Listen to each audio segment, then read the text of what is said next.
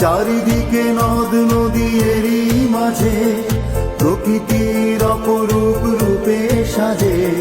ঝঞ্ঝায় ঝড়ে নড়ি একই সাথে, কাঁধে রেখে কাঁধ হাতে রেখে হাত, সে যে এক সাগরের রূপসী ললনা। এ জেলার নাম কি তোমরা বলো না, সে যে এক সাগরের রূপসী ললনা। এ জেলার নাম কি তোমরা বলো না, সে যে বসতি আমার রূপের রানী বরগুনা।